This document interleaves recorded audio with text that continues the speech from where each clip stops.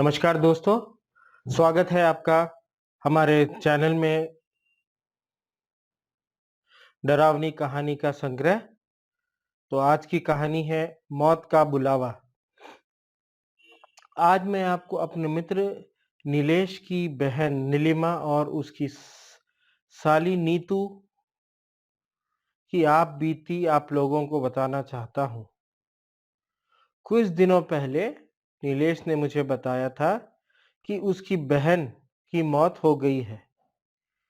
ये सुनकर मैं बहुत दुखी हो गई और मैंने उसकी मौत का कारण पूछा तो नीलेश ने पूरी घटना मुझे सुनाई। कुछ दिनों पहले नीलेश उसकी बहन नीलिमा और साली नीतू के साथ कहीं घूमने गए थे। नीलेश की बहन और नीतू दोनों बहुत अच्छी दोस्त थी। लौटते वक्त काफी रात हो गई थी।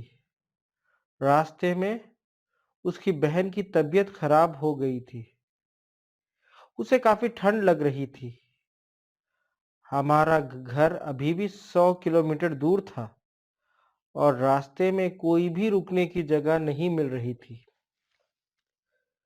थोड़ी देर के बाद हमें एक होटल दिखाई दी तो नीतू ने होटल में रुककर उसकी बहन को आराम देने को कहा। हम होटल के काउंटर पर हमने जब रूम के लिए पूछा तो उसने बताया कि सभी रूम फुल थे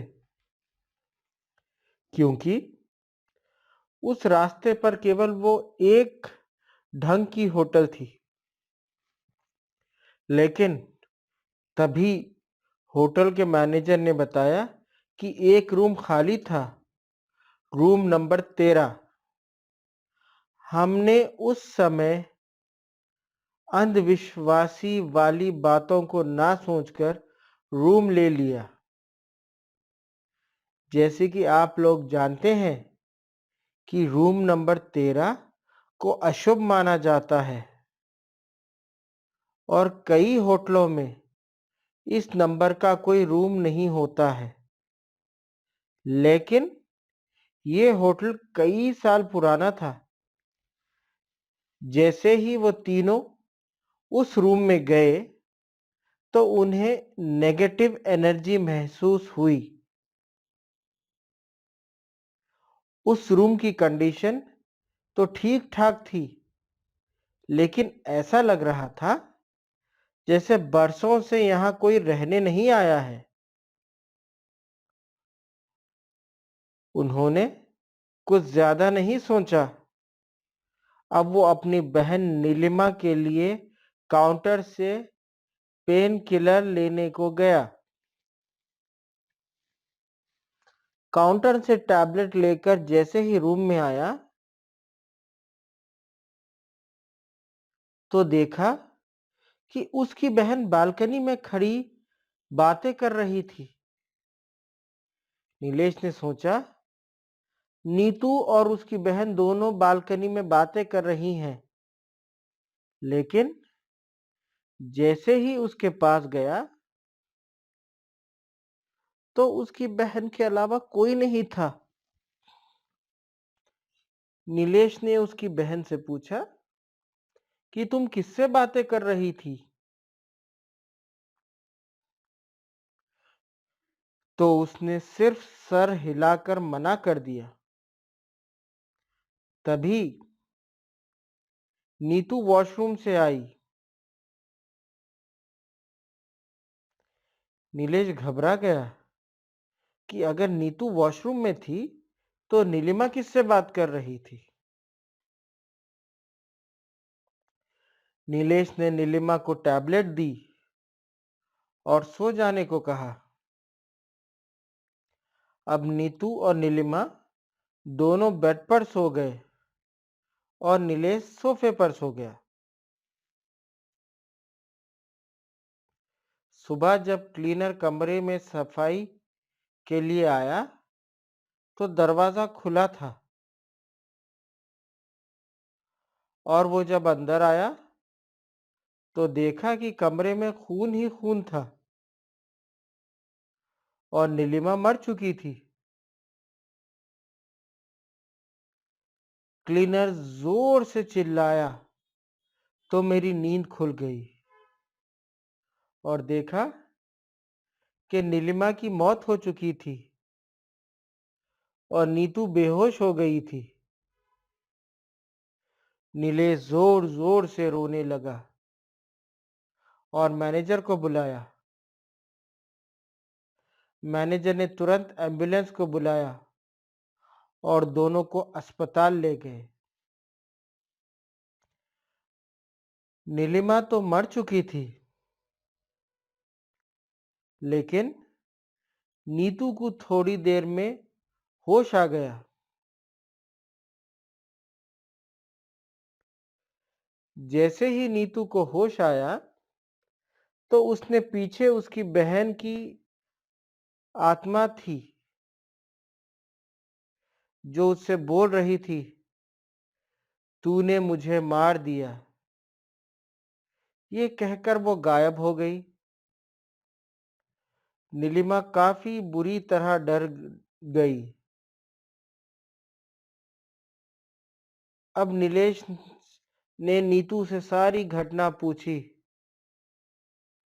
तो उसने बताया कि रात को जब मैं पानी पीने उठी तो देखा नीतू फिर से बालकनी में बैठी थी और कुछ बड़बड़ा रही थी और मैं जैसे उसके पास गई और उससे पूछा कि वो यहाँ क्या कर रही है, तो उसने मुझे जोर से धक्का दिया और मेरा सर दीवार से टकरा गया और मैं बेहोश हो गई। इसके अलावा मुझे कुछ याद नहीं है। जैसे ही नीतू हॉस्पिटल से छूटी तो वह नीलेश के साथ उस होटल में गई और उसने काउंटर पर मैनेजर से बात करने को कहा तो उसने बताया कि आपकी घटना के दूसरे दिन मैनेजर की मौत हो गई थी। वो दोनों शॉक हो गए। उन्होंने क्लीनर से मैनेजर समझने की कोशिश की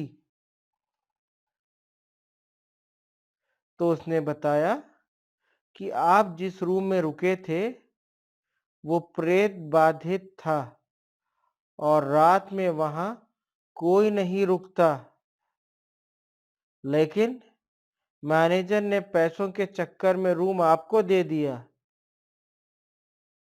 इस रूम में पहले भी 2 मौतें हो चुकी हैं। अब सारी बात नीलेश को समझ में आई। इस घटना के बाद नीलेश काफी सदमे में चला गया और कभी किसी होटल में नहीं रुका। तो मित्रों, आपको आगे ऐसी ही मेरे मामा के साथ बीती घटना को अगले अंश में सुनाऊंगा। धन्यवाद। तो दोस्तों, आपको ये कहानी कैसी लगी हमें कमेंट में ज़रूर बताइए और ज़्यादा से ज़्यादा शेयर कीजिए अपने फ्रेंड्स के साथ, फैमिली मेम्बर्स के साथ।